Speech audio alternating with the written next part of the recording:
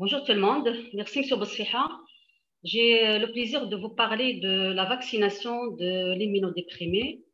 Il faut savoir que même en France, moins de 40% des spécialistes savent comment gérer la vaccination chez l'immunodéprimé. Donc il y a beaucoup de malades qui peuvent avoir une immunodéficience et qui sont mal pris en charge concernant les vaccins à donner, les vaccins recommandés, parfois même les vaccins à ne pas donner.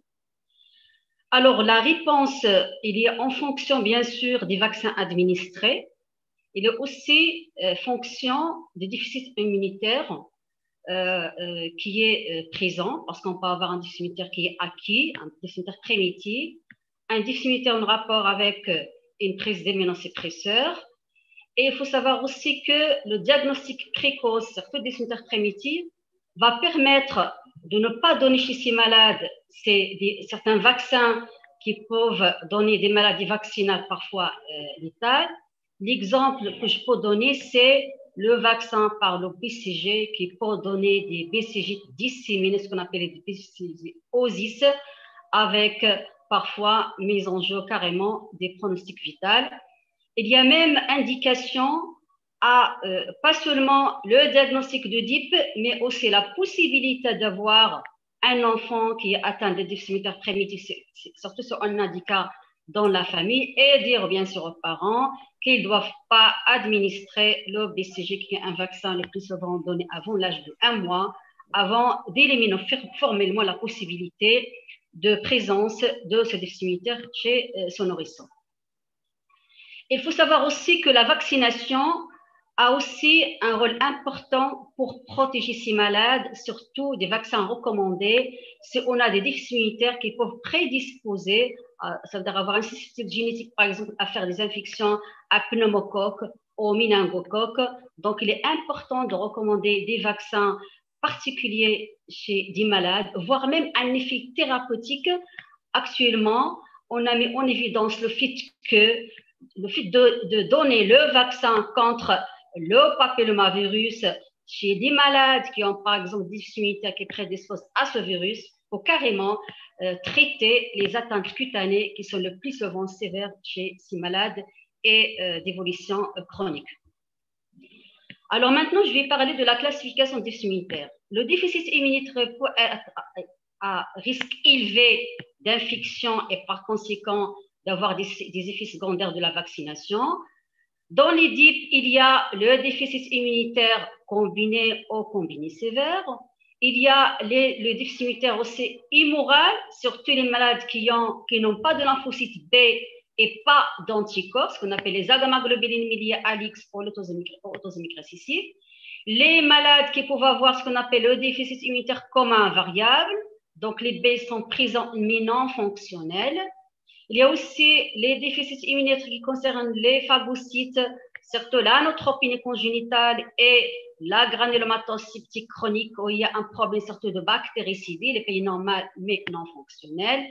Il y a aussi les malades qui ont des néoplasies sous chimiothérapie, les malades qui ont eu une greffe de moelle ou une greffe d'organes, les malades qui ont une infection rétrovirale, surtout si on a un taux de CD4 moins de 200, s'il est âgé de plus de 5 ans, ou moins de 15% de lymphocytes s'il est âgé de moins de 5 ans. Les malades qui sont sous immunosuppresseurs, soit corticothérapie avec des doses qui dépassent 20 mg par jour ou 2 mg par kilo par jour, s'ils sont âgés de moins de 10 kg, avec une durée de corticothérapie au moins qui dépasse 14 jours, et bien sûr d'autres malades qui peuvent être sous immunosuppresseurs, soit méthotrexate, soit Humurel, soit Silsect, encore la biothérapie. Il y a aussi des déficits immunitaires avec un risque qui est faible, notamment certains déficits immunitaires primitifs, comme le déficit en anticorps spécifiques, antipolysaccharidiques, le déficit en IgA, le déficit en sous-classe d'IgG, le déficit en complément, certaines maladies auto-inflammatoires où il n'y a pas beaucoup d'infections, ou bien les maladies où il y a un dérèglement du système immunitaire, comme les HLH, ou bien auto-humain lymphoprolifération syndrome. Donc, à côté de ces DIP, il y a aussi la classification des vaccins qu'il faut connaître pour savoir qui sont les vaccins qui sont atténués en non-vivants et les vaccins qui sont inactivés. Alors, les vaccins, bien sûr, non-vivants, ils peuvent être soit inactivés, soit sous forme de toxines, sauf un vaccin qui est conjugué ou un vaccin encore qui est recombinant. Vous voyez ici la liste de tous les vaccins qui sont non-vivants et les vaccins, bien sûr, qui sont vivants atténués, notamment le vaccin contre la rébiole, la rougeole, les oreillons, la polio orale, très important à connaître, la varicelle aussi, et surtout le BCG qui peut donner parfois des complications sévères chez les malades qui ont un DIP. Alors, il y a certaines recommandations spécifiques importantes à connaître. La première, c'est les vaccins vivants atténués sont en principe contre-indiqués chez les monodéprimés parce qu'il y a un risque, bien sûr, d'avoir une maladie vaccinale. Mais dernièrement, il y a des travaux qui ont permis de trouver qu'on peut administrer ces vaccins si l'immunité n'est pas sévère. Et on va voir quelques exemples, notamment de syndrome de Digeorge ou bien des malades qui ont une infection rétrovirale. Alors, pour les vaccins qui sont inactivés, ils peuvent être administrés chez un malade qui a une déficience sans problème, mais on peut avoir une immunité qui est réduite, bien sûr, en fonction du type de déficit immunitaire. Je vous donne l'exemple d'un malade qui n'a pas de BA gamma. Donc, si on donne un vaccin inactivé, il n'y a pas de risque, mais c'est sûr qu'il ne va pas développer d'anticorps. Il faut savoir aussi qu'il y a une diminution de l'immunogénicité des vaccins chez un malade qui est immunodéprimé, ce qui fait qu'on peut avoir des schémas vaccinaux particuliers et qu'il y a aussi des vaccins qui sont parfois recommandés en fonction du type de déficit immunitaire. Alors, pour les vaccins qui sont recommandés, ou bien avec des schémas particuliers, par exemple la grippe inactivée, il est recommandé avec même des travaux qui ont montré qu'il faut soit augmenter la dose, soit donner une deuxième dose chez les malades qui ont un déficit immunitaire pour booster l'immunogénicité. Le vaccin donc, contre le pneumocoque, le professeur Jadé vient de parler de ça. Un malade qui a plus de 12 ans, il doit recevoir obligatoirement le pneumo 13 parce que le pneumo 13, en plus d'un effet immoral, il y a aussi un effet cellulaire. Puis, 8 semaines après, il doit recevoir le pneumo 23 et il doit recevoir, bien sûr, le pneumo 23, des rappels tous les 5 ans pour booster l'immunité. Le méningo aussi, le quadrivalent conjugué, il peut être donné dès 2 mois avec des rappels tous les 5 ans, par exemple, chez les malades qui ont un déficit en complément. Et je parle ici aussi des vaccins contre le papillomavirus humain qui est vraiment recommandé dans certains déficits immunitaires primitifs qui prédisposent les malades à faire des formes cutanées sévères, notamment le syndrome périgeux avec mutation de gène DOC8, le VIM syndrome. Donc, chez ces malades, ce vaccin, il n'a pas qu'un effet préventif, mais aussi un effet thérapeutique. Il y a des malades chez qui on a donné le vaccin avec même une régression de la teinte cutanée qui est difficile à traiter. Alors, je vais dire un mot sur la vaccination chez les malades qui sont sans traitement sous immunoglobulines. Il faut savoir que normalement, le traitement par les immunoglobulines peut être substitutif, ça veut dire surtout dans le cadre des immunitaires primitifs. On donne une dose de 0,3 à 0,5 g/kg tous les mois. Donc, ou bien un traitement par immunoglobuline à visée immunomodulateur essentiellement chez les malades qui ont soit des maladies inflammatoires ou des maladies auto-immunes, notamment l'exemple type, c'est le Kawasaki chez l'enfant qui va recevoir 2 g/kg carrément, une seule prise. D'accord? Alors, pour ces malades-là, donc les malades qui ont un traitement substitutif, le fait de donner les immunoglobulines, ils vont être couverts donc, contre plusieurs germes, notamment la rébiole, la rougeole, etc. Donc, même s'ils ne sont pas vaccinés, ce n'est pas grave puisqu'ils sont protégés. Mais il y a certains microbes, donc, et les immunoglobulines ne contiennent pas, si vous voulez, les anticorps contiennent notamment la grippe parce qu'il y a un changement tous les ans. Donc, le vaccin de la grippe inactivé, il est recommandé, et aussi le vaccin contre le papillomavirus. Alors, autre chose, le fait de donner les immunoglobulines, on peut avoir ce qu'on appelle une interférence entre les immunoglobulines et le vaccin, surtout les vivants atténués, parce qu'on va avoir les anticorps qui sont dans les immunoglobulines qui vont neutraliser le virus, et ne pas avoir l'immunisation, notamment la rougeole, la rébiole et la varicelle. C'est pourquoi, si vous avez des enfants qui ont reçu des fortes doses d'immunoglobulines, il ne faut pas les vacciner tout de suite. Par les vaccins vivants atténués, mais il faut attendre de 3 à 11 mois. On peut aller jusqu'à 11 mois. Si des malades qui ont par exemple eu 2 grammes kilo pour un Kawasaki, pour recevoir RR par exemple. Autre chose, les malades, les déficits immunitaires qui reçoivent les immunoglobulines en subcutané, il ne faut jamais donc administrer le vaccin au même endroit parce que les vaccins, surtout vivants, atténués, peuvent être neutralisés par les anticorps qui se trouvent dans les immunoglobulines. Alors, on va parler maintenant des complications. Alors, la première complication grave, le plus souvent qui risque de mettre en jeu le principe vital, c'est la BCG, essentiellement si les malades qui ont un déficit immunitaire combiné sévère, un déficit immunitaire combiné, la granulomatose septique chronique encore, la MSND, Mandyline susceptibility au Mycobacter disease, ce sont des malades qui ont une susceptibilité génétique à avoir essentiellement des infections mycobactériennes, surtout les mycobactères atypiques, notamment mycobactères bovins qui se trouvent par lequel il est composé le BCG. Donc, ces malades-là, puisque le vaccin contre le BCG est donné précocement, elles restent de faire des BCG parfois fatales. Alors, concernant la rébéole rougeole et la varicelle, on peut avoir des complications chez ces malades. Et pour la rébéole, il y a des travaux actuellement qui sont publiés qui ont montré que la rébéole peut donner des atteintes granulomateuses cutanées, voire même viscérales. Et on fait la biopsie, on trouve qu'il y a, si vous voulez, le virus de la rébéole qui a déclenché cette atteinte granulomateuse. C'est les malades qui ont pas seulement les déficits combinés sévères ou combinés, mais aussi les déficits immunitaires immoraux. Vous voyez que les malades qui ont des déficits immoraux, il ne faut pas leur donner les vaccins vivants atténués. Alors, la polio, qui peut donner des diarrhées chroniques, avec même un risque d'avoir, surtout les malades qui ont un SCID ou un KID, le risque d'avoir une excrétion de façon permanente et entravée, tout ce qui concerne, si vous voulez, le programme pour lutter contre la polio. Le rotavirus, aussi un vaccin qui est vraiment atténué, qui peut donner de la diarrhée chronique chez les malades qui ont un déficit immunitaire sévère ou combiné sévère ou combiné, et ils seront traités seulement par la greffe de moelle. Donc, c'est une étude qui a, donc, sur 379 cas de DIP qui a montré que les effets secondaires les plus graves, c'est essentiellement la BCG. Alors, on va parler maintenant de vaccination chez les malades qui ont un déficit immunitaire primitif. On va commencer par le déficit immunitaire immoral. Si vous avez des malades qui ont une agammaglobulinémie, ils ne doivent pas recevoir bien sûr les vaccins vivants bactériens ou viraux. Il est recommandé d'administrer chez ces malades le pneumocoque et ils peuvent recevoir la rougeole et la varicelle avec un risque d'avoir une interférence avec, si vous voulez, la perfusion en immunoglobuline.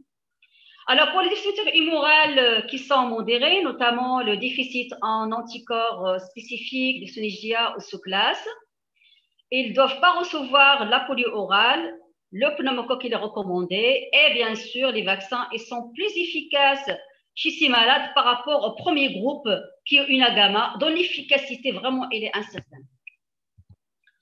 Alors, les malades qui ont un déficit immunitaire combiné sévère ou combiné ne doivent pas recevoir bien sûr les vaccins vivants bactériens vivants. Le pneumocoque peut être donné en sachant aussi, comme pour les agamas, les vaccins ils sont le plus souvent inefficaces. C'est pourquoi chez ces malades-là, ils sont simplement, si vous voulez, si on aime le plus souvent, on ne les vaccine pas.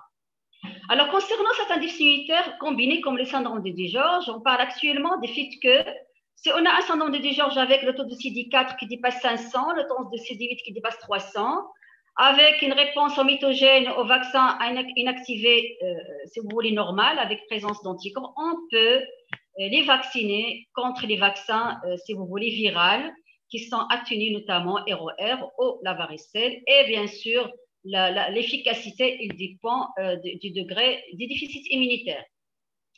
Alors, on arrive maintenant au problème de PNN. On peut avoir ce qu'on appelle la granulomatose septique chronique. Ce sont des enfants qui ont les PNN qui ne fonctionnent pas, il n'y a pas de bactéricide. Ils font beaucoup d'infections apiogènes, mais pas le pneumocoque et beaucoup d'aspergillus. Donc, les vaccins vivants bactériens sont contre-indiqués.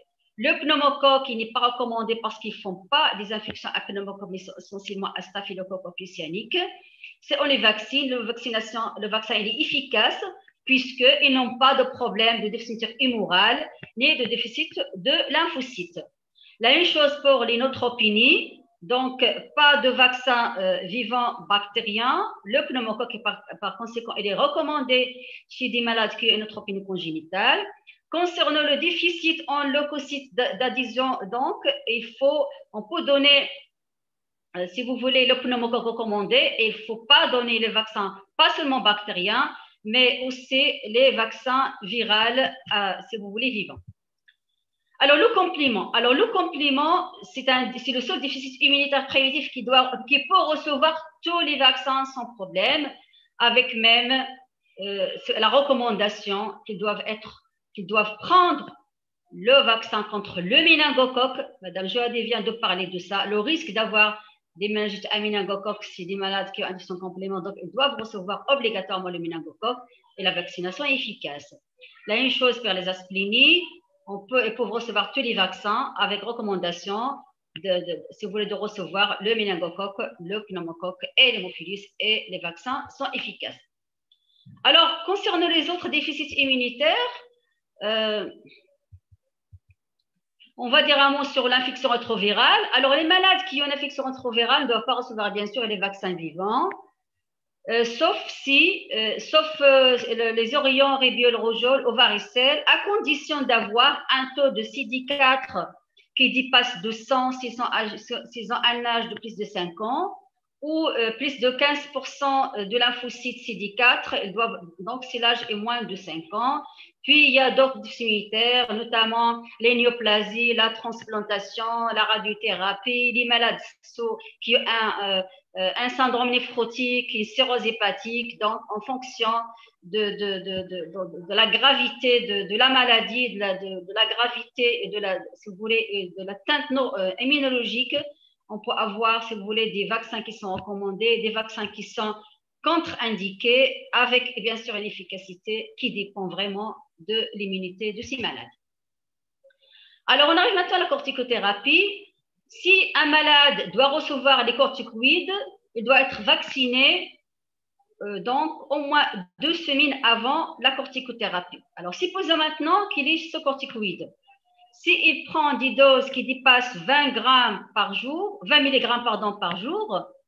ou s'il a un poids de moins de 10 kg, 2 mg par kilo de prédnisolone équivalent, si la durée de la corticothérapie est moins de 14 jours, ils doivent être vaccinés 2 semaines après l'arrêt. Si la durée est prolongée à plus de 14 jours, ils doivent être vaccinés 1 mois, bien sûr, après l'arrêt de la corticothérapie. Bien sûr, ça concerne les vaccins viraux vivants.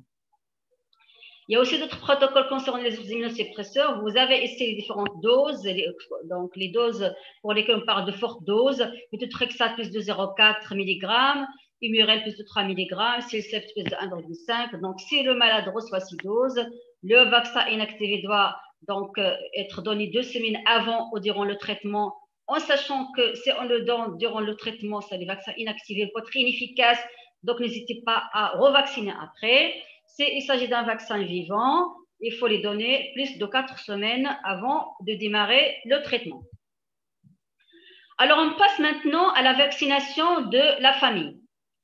Alors, tous les vaccins peuvent être donnés sans problème, sauf le vaccin polio-oral dans la famille d'un malade qui est atteint d'un déficit immunitaire transmissible.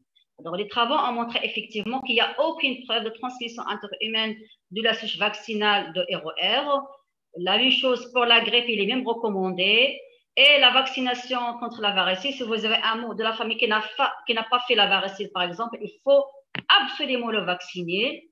Ici, supposons qu'il est vacciné et il a développé des vésicules post-vaccinales, il ne doit pas être en contact, bien sûr, avec le malade qui a l'immunodépression. Et si le malade a développé des vésicules, il faut le traiter dès le début de la symptomatologie par, bien sûr, le cycle viral, et n'hésitez pas même à donner une perfusion d'immunoglobulines.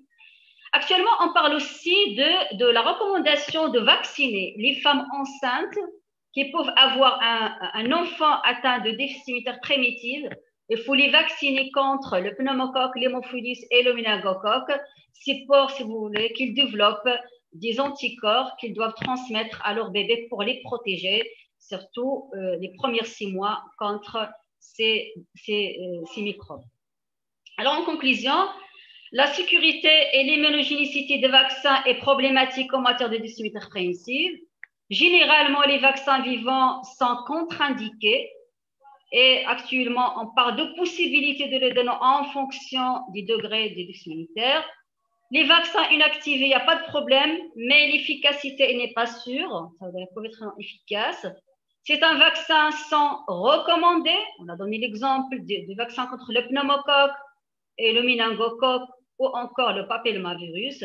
Il faut avoir d'autres études, si vous voulez, pour voir l'efficacité et l'innocuité des vaccins en matière de déficit immunitaire, en sachant que les recommandations en matière de la gestion des vaccins dans le déficit immunitaire primitif, ils changent et presque chaque 3-4 ans, il y a de nouvelles recommandations et je vous remercie.